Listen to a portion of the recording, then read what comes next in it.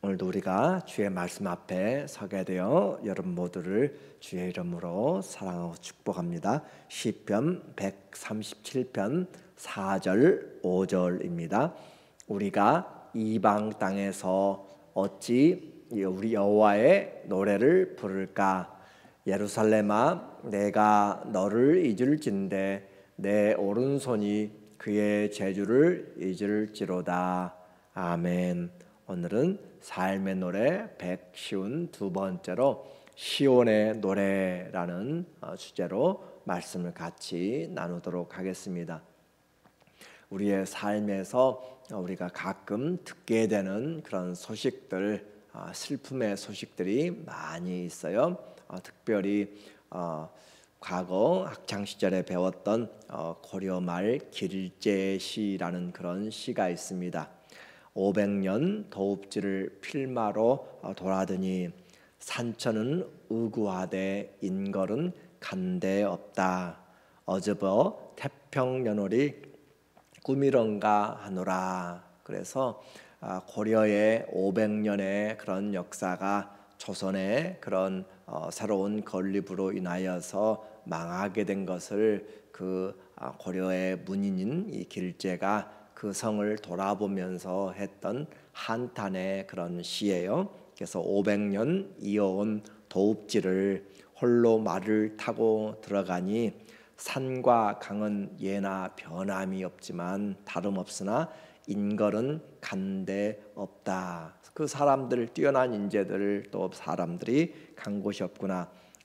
태평 성대를 누리던 지난 날에 하룻밤 꿈과 같구나라는 그런 회한의 노래예요. 그래서 폐허가 된 송도를 보면서 인생 무상을 노래하는 것이죠. 오늘 우리가 보게 되는 시편 137편은 이것과 더 비교 안 되는 또 다른 이방 땅에서의 그런 한탄의 노래를 하고 있는 그런 시입니다.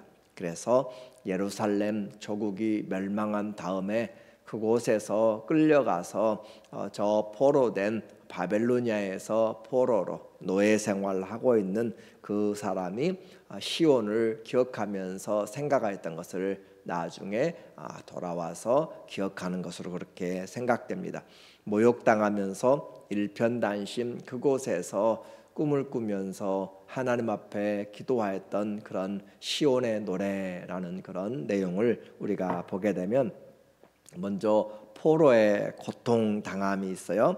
바벨론 포로의 고통이 어떤가? 1절에 보니까 1절 우리가 바벨론의 여러 강변 거기에 앉아서 시온을 기억하며 울었도다.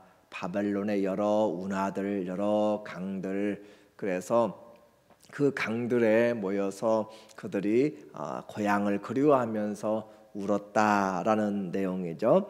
고향을 생각하며 돌아가지 못하는 그런 실향민들, 그곳에서 울고 또 울었습니다.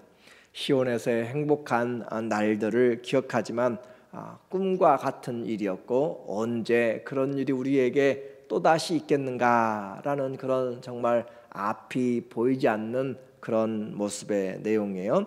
나라가 망한 사람들, 바벨론의 그런 그 압제하에서 이제 그들은 조롱당하고 또 빈정되면서 또 고향의 노래를 부르라고 하고 있는 그들의 모습은 더 기가 막힐 노릇이 됩니다. 2절에 보니까 그 중에 버드나무에 우리가 우리의 수금을 걸었나니, 그 버드나무, 예루살렘에 이스라엘의 버드나무가 많이 있고 한국에도 버드나무가 그 강 하천마다 많이 있죠. 그 버드나무, 또 하나님 앞에 초막절에 절기에 그들이 잎이 무성한 나무 가지, 이 버드나무도 가져다가 그들이 기억하면서 하나님의 제단을 돌고 했던 그런 것들을 생각하고, 그 버드나무에 우리가 우리의 수금을 걸었나니, 버드나무 긴 이파리가 바람에 흔들면 마치 노랫소리처럼 들리는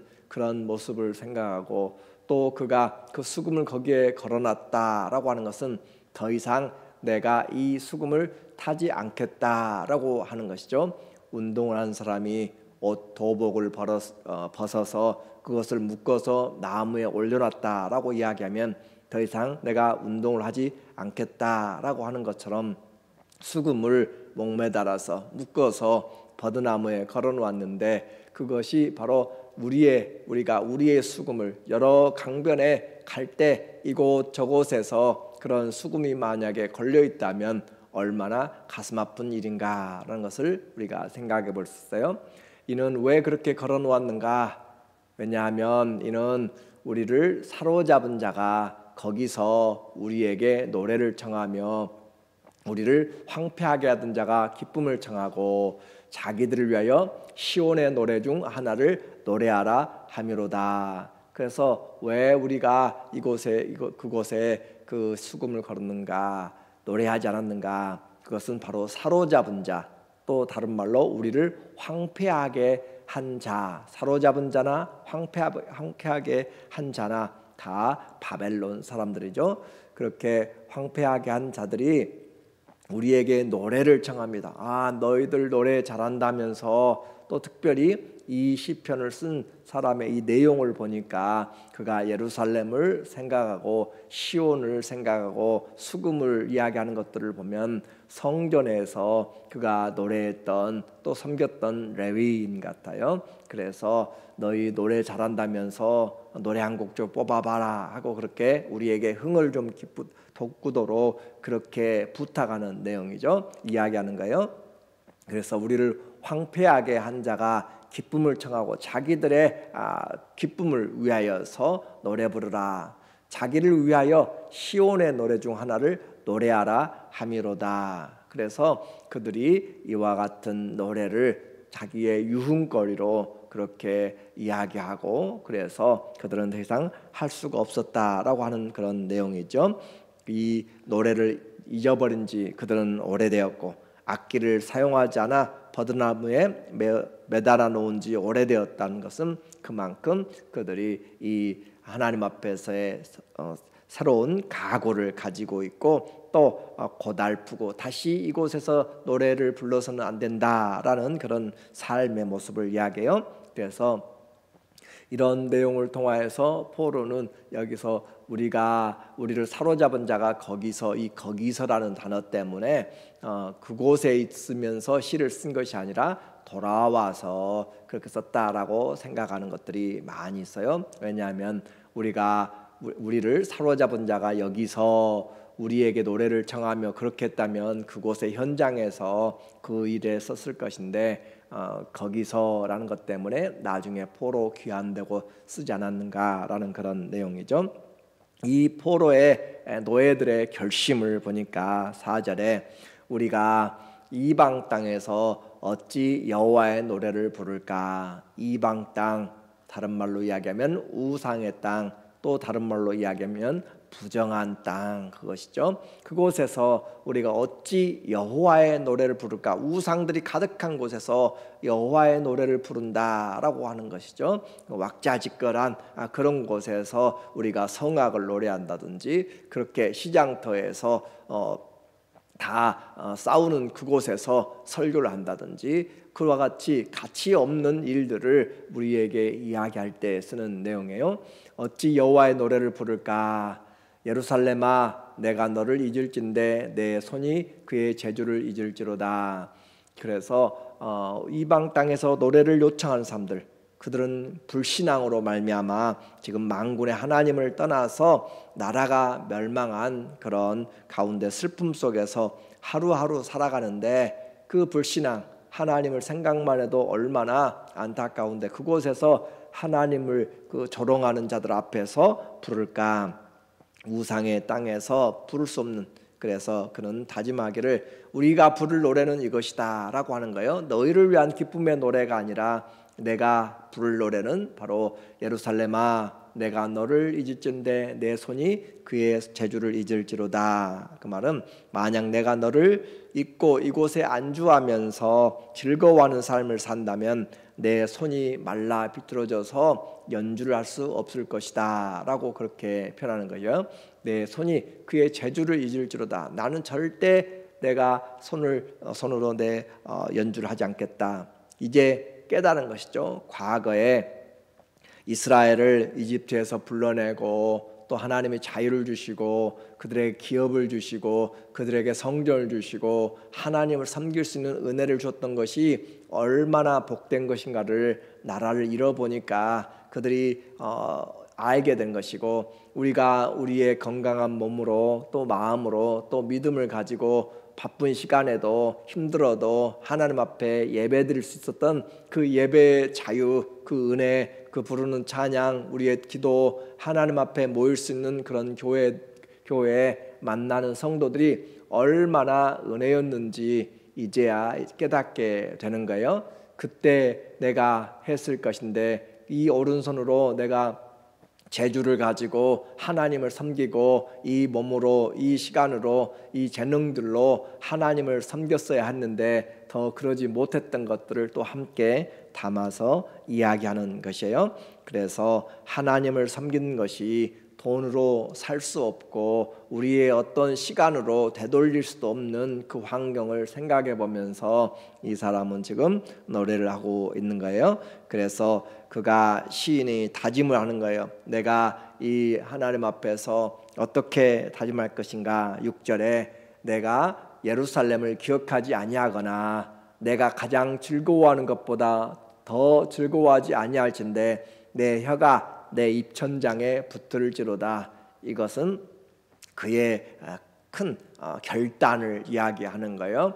내가 예루살렘을 기억하지 않고 이곳에서 살고 예루살렘을 잊어버리고 산다면 그것은 사람이 아니다 그 말이죠. 그리고 내가 가장 즐거워하는 것보다 더 즐거워하지 않으면 그곳에서 돈 버는 것도 또 그곳에서 삶을 이제 70년의 포로 생활이었기 때문에 그곳에서 기쁜 일도 있고 자식도 낳고 결혼도 할 것이고 여러 가지 일들이 있을 것인데 그것보다 예루살렘을 더 즐거워하지 않는다면 내 혀가 입천장에 붙은다. 내 혀가 입천장에 붙어서 말하지도 못하게 될 것이다 라고 하는 것은 최고의 사랑, 최고의 기쁨, 최고의 내게 영광은 하나님을 기억하고 그 성을 기억하는 것이다 라고 표현을 하고 있는 거예요.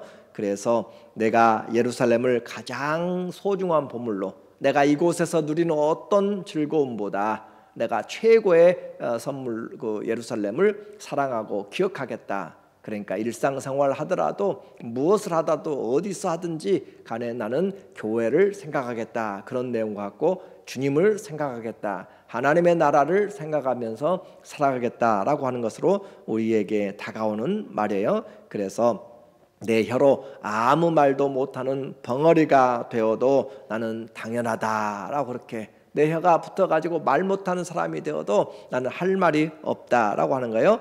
메시지 성경은 번역하기를 혀가 부어오르고 새까맣게 타 버리리라 그렇게 스스로 저주의 그런 노래를 하고 있는 거예요. 그래서 나는 평생 예루살렘보다 더 사랑하는 것이 없고, 우리는 생각해 보죠. 고라 자손이 하나님의 성전을 섬기는 곳에서 떨어져 나가서 있으면서 그가 하는 것처럼 그리워하면서 성전에서 하나님의 문지기로 그 섬기는 하루가 악인의 장막에서 첫날을 지내는 첫날보다 더 귀하다, 비교 안 되는 그런 즐거움이 바로 하나님의 성전에서 섬기는 것, 사는 것이다. 수고하는 문지기가 되어도 낫다라고 하는 거죠. 그것을 지금 노래하면서 그는 계속적으로 간구하고 있어요. 예루살렘이 멸망하던 날 얼마나 배신감을 느끼는 일들이 많이 있었는가. 오늘 7절에 보니까 여호와여 예루살렘이 멸망하던 날을 기억하시고 에돔 자손을 치소서. 바벨론이야 당연히 원수이고 그들을 멸망시킨 장본인이기 때문에 그들 우리를 황폐하게 했던 자, 그들을 멸망시켰던 자들을 그들이 망하기를 바라는 마음은 첫 번째고, 또 하나 마음에 너무너무 걸리고 서운하고 아픈 것이 무엇인가? 예루살렘이 멸망하던 그 참혹한 날에 그 이스라엘의 형제와 같은 야곱의 형 에서잖아요. 에서의 그 후손이 에돔인데, 이스라엘의 형제와 같은 그 에돔이 자손이 그들을 예루살렘이 파괴되는 날 오히려 피난 가는 사람들을 가로막고 그들을 잡아다가 또 바벨론 사람들에게 넘겨주고 또 그들의 모든 것들을 탈취하면서 에돔이 더 악랄하게 굴었다라고 하는 거죠. 일본 사람들보다 일본의 앞잡이가 되었던 친일파들이 한국 조선 사람들을 더 많이 핍박하고 미웠던 것처럼 6.25 때 그 인민군들보다 또 그들의 완장을 차고 했던 그런 빨치산과 그런 그 마을에 똑같이 살았던, 이웃에 살았던 그 동료들이 배반하고 잡아다가 죽이고 넘겼던 그 일들을 생각하는 것과 같은 거예요. 그래서 생각만 해도 치가 떨린다라고 하는 거죠. 그래서 이제 바라기는 누가 그 원수를 갚아줄 것인가? 예루살렘을 멸망시킨 바벨론, 또 우리를 포로 삼고 노예로 만든 그들뿐만 아니라 그들에게 도움을 줬던 사람들, 복수해 줄 사람들은 상을 받을 것이다. 8절에 멸망할 딸 바벨론아, 네가 우리에게 행한 대로 네게 갚는 자가 복이 있으리로다. 그래서 우리의 원수를 갚아주는 그 사람이 복되다. 내 어린 것들을 바위에 메어치는 자는 복이 있으리로다. 이 구절의 내용은 가장 저주의 시의 내용 중에 하나인데, 당시에 그런 전쟁 가운데서 이 예루살렘이 그대로 당하였던 것을 말하는 것이에요. 전쟁에는 그 인권이 없습니다. 사람들이 비정상이 되는 거예요. 그래서 생명을 너무너무 귀하게 보지 아니하고 멸시하고 무시하고 학대하고 잔인하게 살육하는 것들이 전쟁의 모습이잖아요. 뱃속에 있는 아이까지도 다 그렇게 도륙해내는 그런 모습을 우리는 기억하고, 또 그래서 그들이 당했던 것처럼 어린아이들을 바위에 메어치는 자는 복이 있도다라고 그렇게 말할 수밖에 없는 것, 괴로운 저주의 시라고 그렇게 불려지는 거예요. 이 말은 반대로 이야기하면 뼈에 사무치는 그런 회개와 구원을 바라면서 신앙의 정절을 이제라도 지키기를 원하는 간절한 노래로 하나님 앞에 기도하는 것입니다. 섬길 수 있는 교회, 그리고 사랑하는 가정, 또 지켜야 될 나라, 또 우리에게 전해야 될 복음, 우리가 중보해야 될 지체들이 있다는 것이 얼마나 감사하고 한없는 하나님의 은혜인지 우리에게 가르쳐주고 있어요. 기회가 있을 때 섬기라고 이야기하고, 기회가 있을 때 정신 차려서 기도하라고 이야기하고, 오늘 우리에게 뜨겁게 서로 사랑하라고 이야기하는 것이죠. 하나님의 은혜를 헛되이 받지 말라. 우리에게 주신 이 믿음의 자유, 우리에게 주신 이 시간들, 그리고 섬김의 자유, 활동의 자유, 하나님 나라의 소망을 우리에게 주셨는데, 그 날들을 우리에게 주셨을 때 최대한 활용하여서 기회를 타서 하나님을 섬기라, 회개할 기회를 타서 회개하라라는 것이고, 그래서 사랑하는 지체들과 함께 우리의 마음으로 온 악기들을 다 동원하고 온 힘을 다하고 그래야 해서 우리에게 주어진 삶이 하나님 기쁘시게 하라는 그런 마음을 가지고 이 찬양을 하고 있는 거죠. 우리의 믿음과 소망과 그 사랑이 하룻밤에 그런 꿈 같은 것으로 기억되지 않도록, 땅을 치며 통곡하는 그런 일들이 되지 않도록 때늦은 결단보다 지금 우리에게 기회가 된 때, 악하고 음란하고 또 패역한 때 하나님이 우리에게 주신 인생의 가장 귀한 이 복음과 사랑과 소망을 가지고 십자가의 복음이 매일매일 우리 가운데서 다시 새롭게 되므로 지금이 은혜 받을 만한 때요, 지금이 구원의 때요, 지금이 사랑할 때인 것을 기억하면서 하나님 앞에 우리에게 주신 범사가 주님 쓰시기에 합당한 주님의 남은 때를 주의 뜻대로 행하는 우리 모두 되는 그런 은혜를 입기를 예수님의 이름으로 간절히 축원합니다. 아멘. 기도하겠습니다. 하나님 아버지, 오늘 우리에게 주신 이 모든 것 감사하며 기도하고 하나님 앞에 간구하게 하여 주시고 끝까지 이 믿음의 길을 잘 갈 수 있도록 하나님 우리의 모든 환경과 지체들 사랑하는 사람들을 인도하여 주셔서 함께 믿음의 공동체를 이루어가도록 도와주시옵소서. 오늘도 일용할 양식과 일용할 건강과 일용할 은혜들을 구하는 모든 주의 사랑하는 권속들에게 주께서 한량없는 은혜로 채워주시옵소서. 예수님의 이름으로 기도합니다. 아멘. 함께